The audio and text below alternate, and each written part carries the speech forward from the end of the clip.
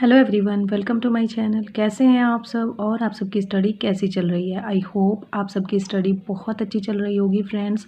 और आज की वीडियो का टॉपिक है यूपी टीजीटी इंग्लिश 2022 के लिए most important works of John Galsworthy.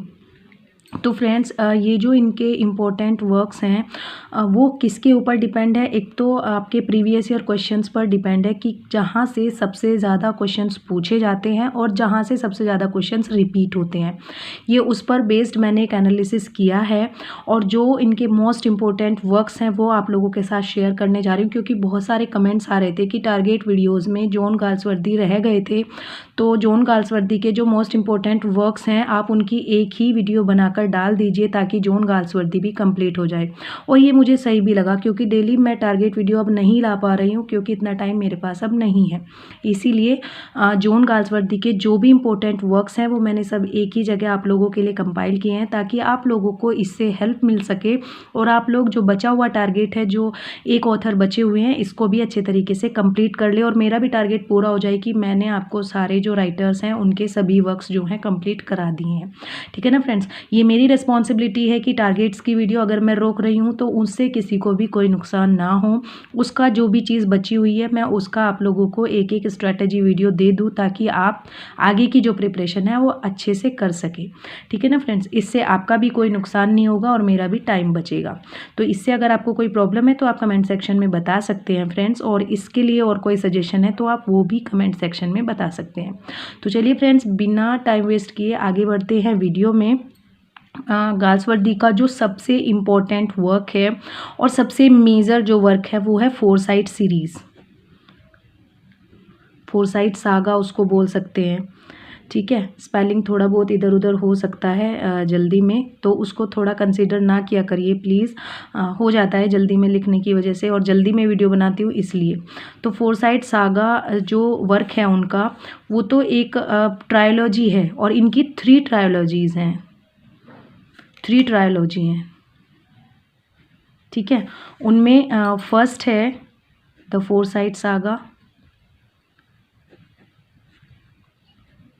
Second है ए मॉडर्न कॉमेडी,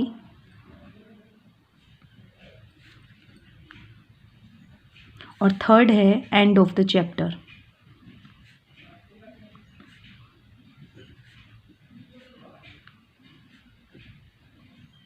इन सब में 3 नॉवेल्स और 2 इंटरल्यूड्स हैं। सब में 3 नॉवेल और 2 इंटरल्यूड। तो ये चीज़ें एक्सप्लेन करने की अब नहीं है, आप लोग सब लोगों को पता है। जहाँ से भी आपको इसकी डिटेल्स मिले आप उसके बारे में पढ़ सकते हैं। सेकंड मोस्ट इम्पोर्टेंट वर्क है इनका जस्टिस। जस्टिस के क्वेश्चंस लगभग 10 से 11 बार पूछे जा चुके हैं पिछले एग्जाम्स में। ओनली यूपी टीजीटी पीजीटी नहीं, यूजीसी नेट वगैरह में भी इनके क्वेश्चंस जो हैं पूछे जाते हैं, और भी बहुत सारे एग्जाम्स हैं DSSS और KVS NVS में भी। तो 10 से 11 बार रिपीट हुए हैं जस्टिस से, और मोस्टली टीजीटी के ही हैं। टीजीटी में ही जॉन गाल्सवर्दी को पढ़ा जाता है। ठीक है। और इसके बाद है द सिल्वर बॉक्स। ये भी इनका बहुत इम्पोर्टेंट वर्क है। नेक्स्ट है the man of property,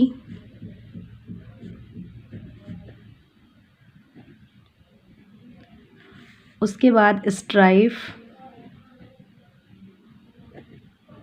strife भी बहुत इम्पोर्टेंट वर्क है और सबसे ज़्यादा इसकी कोटेशंस, एंथनी और रॉबर्ट्स की जो कोटेशंस हैं और बाकी कैरेक्टर्स की भी, हार्नेस की भी, तो वो बहुत ज़्यादा इम्पोर्टेंट है। यहाँ पर स्ट्राइफ से जो कोटेशंस हैं वो आप लोगों को लर्न करनी बहुत ज़रूरी है।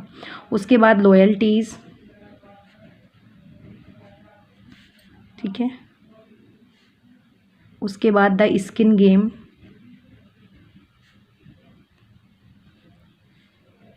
द मॉब,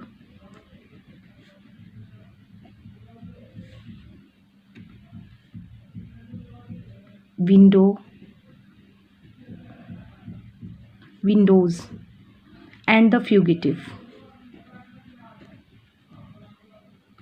एस्केप से भी क्वेश्चंस पूछे जाते हैं फ्रेंड्स।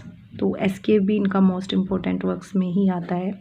तो ये थे इनके मोस्ट इम्पोर्टेंट वर्क्स, और इनके क्वेश्चंस बायोग्राफी से भी पूछे जाते हैं। तो आप सबसे पहले क्या कीजिएगा, इनकी बायोग्राफी कीजिएगा, क्रिटिकल कमेंट्स कीजिएगा, और इनके जो मोस्ट इम्पोर्टेंट वर्क्स हैं उनकी कोटेशंस ज़रूर कर लीजिएगा। ठीक है ना फ्रेंड्स।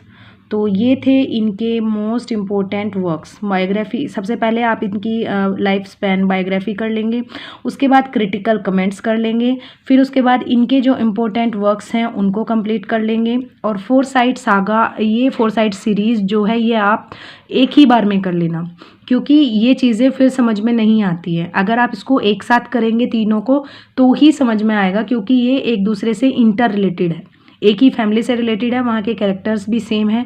तो आप इसको या तो पहले कर लीजिएगा या फिर बाद में करना एक ही साथ है, 3 ट्रायोलॉजीज़ को। और आप लोग बताइएगा, इनका मेरे पास शॉर्ट ट्रिक है, इनके नॉवेल्स और इंटरल्यूड का नाम याद करने के लिए हम किस तरीके से ट्रिक लगा सकते हैं। तो अगर आप लोग बोलेंगे तो उसकी ट्रिक भी मैं आप लोगों के साथ शेयर कर दूंगी। बहुत अच्छी ट्रिक है, और हल्का सा बिल्कुल थोड़ा सा अगर हिंट मिल जाता है तो हमें याद आ जाता है कि कौन से नॉवेल्स हैं, कौन से इंटरल्यूड्स हैं।